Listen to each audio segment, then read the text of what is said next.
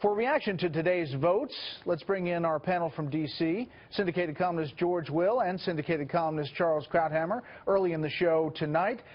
George, let me start with you. Nevada, obviously Hillary Clinton wins, and it looks like largely because of labor. John Podesta, senior advisor for her, tweeted out, "Thank you to our brothers and sisters in the labor movement for bringing Nevada home." We are told Senator Reid made a call to the culinary union and opened up some caucus sites and casinos, and that may have been what took her over the top.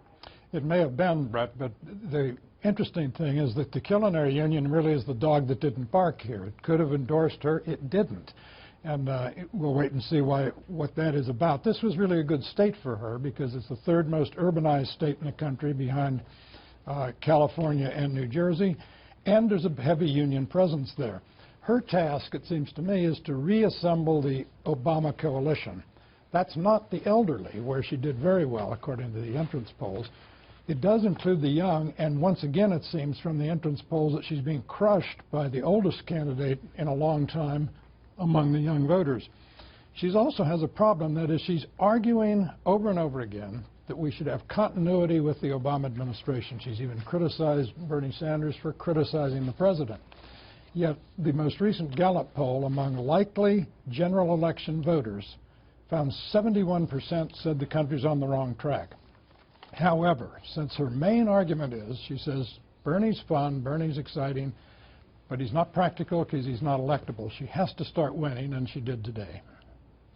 Charles, this is a big win for Hillary Clinton, obviously, as she heads now, and the Democrats head now to South Carolina. But you look at some of these entrance poll numbers, especially on honest and trustworthy. 84-12 went to Bernie Sanders. Person who cares about me, 75-23. Those have to be somewhat alarming. Well, it beats her result in New Hampshire, where on the honesty and trustworthiness, she lost by 91-5, which is sort of historic. But I think the difference here was the huge margin among African Americans. They're only 13% of the vote, but she won that by 55%.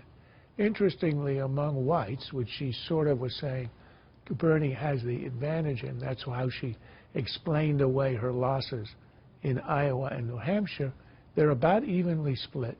And the most interesting, I think, is that at least the entrance poll that we have, the latest one has her losing Hispanics to Sanders by 8 points, which means that it's a fairly narrow constituency, but an extremely important one, meaning African Americans in the South.